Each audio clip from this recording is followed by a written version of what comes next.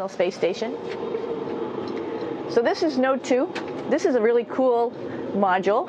Of course, most of these modules you'll see they have 4 sides, and they're put together. That way we could sort of work on a flat plane, either a wall, a floor, another wall, or the ceiling. But, you know, again, all you have to do is turn yourself and your reference changes.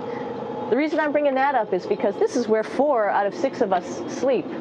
And so people always ask about sleeping in space. Do you lie down? Are you in a bed?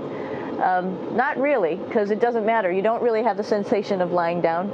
You just sit in your sleeping bag. So here's one sleep station right here. I'm going in right now. You can follow me if you want. So I'm inside. It's sort of like a little phone booth, but it's pretty comfy. I've got a sleeping bag right here that we sleep in, so we don't have sort of like a little bit of a cover. We don't fly all over the place. But you know, you can sleep in any orientation. I have it sleeping, feeling like I'm standing up right now, but like you saw, I'm on the floor. But it doesn't matter if I turn over and I sleep upside down. I don't have any sensation in my head that tells me that I'm upside down, so it really doesn't matter. The sleep station is also like a little office. We've got a computer in here. As you can see, we've got a couple little toys. I've got some books. I've got some clothes and other things that make it sort of like home. I'm coming out. And just for reference, that's one sleep station. This one's another. Right here. There's one on the ceiling, if you want to call it. Right here. And then there's a 4th on the other wall over here. So all of us sleep in a little bit of a circle. All right, come on back. There's more to show you.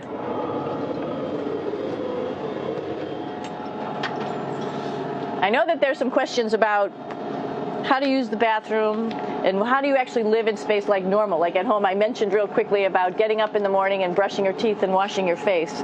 Well, how do you do that? Well, here is the bathroom, essentially. You get up in the morning, and we have a little kit, and it has all the essential things that you need, like your toothbrush and toothpaste and brush. See how much better the brush makes my hair look? I'm just joking. It still stands up straight. It doesn't matter where you are. It's always going to stand up straight while you're up in space. A lot of people ask about toothbrush and toothpaste.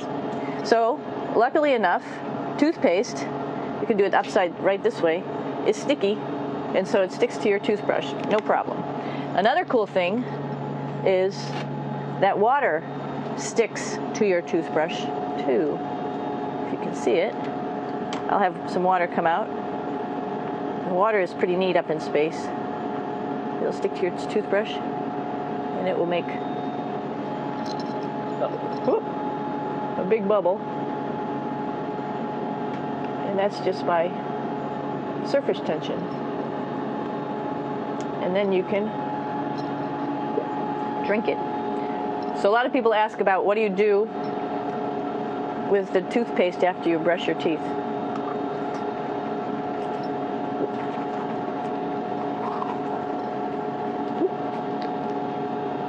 Two options. Swallow it, and it's sort of like mouthwash, but it tastes a little gross.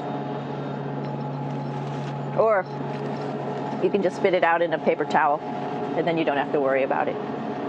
Swallowing thing I wouldn't recommend at home. I'm only up here for 4 months, so it's not that bad. One of the most pressing questions about living in space, of course, is the bathroom. So let's take a look at that little piece of work. Come on in.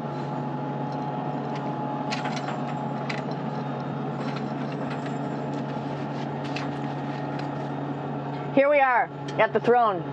This is awesome. You might see the little, you might have noticed the little moon on the outside. This is our orbital outhouse right here.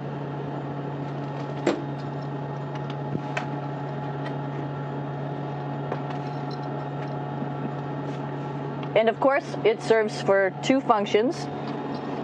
Number 2, right here. I'll show you.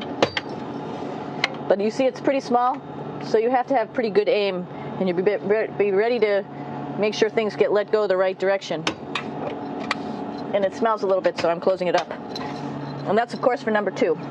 And this guy right here is for number 1. So there's sort of 2 slightly separate functions, but you can do a little, essentially both, by hanging on right here and doing number 1 and number 2.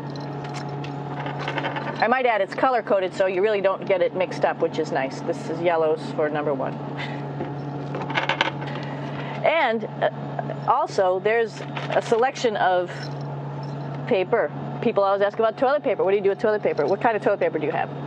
We have gloves, just because sometimes it does get messy. We have some Russian wipes, which are a little bit coarse if you like the coarse type of toilet paper. We have some nice tissues, which are nice and soft if you like soft toilet paper. We have Huggies, just for any cleanup. You know, we were all babies once, and this sort of helps. And then if things get really out of control, we have disinfectant wipes, just to make sure we clean up here. Because, you know, just like the water I showed you, the number 1 stuff can sort of go all over the place if you don't aim correctly. And did I mention both of these have a little bit of suction, so they should keep things going in the right direction. But like I said, sometimes things get a little out of control if you are out of control yourself flying around. So we have lots of protective stuff. And of course, you do have your privacy. There's a little door, so other people know that you're in there.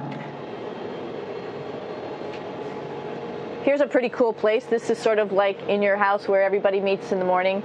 After you wash your face, brush your teeth, you want to find something for breakfast. And this is our kitchen. You might notice there's all sorts of foods here. It's like opening the refrigerator. You got all your different stuff that you want to have: drinks, meats, eggs, vegetables, cereals, bread, snacks. And that's a good place. That's where you find all the candy.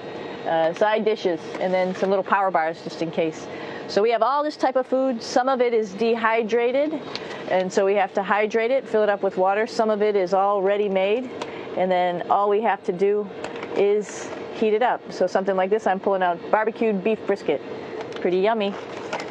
Not only is this food made in the U.S., but we also have food here from Japan. We've got Russian food. As you can see, all these red containers are filled with food that's from Russia. And then we get some of our specialty stuff, some things that we like, some of our favorite stuff that your family can send up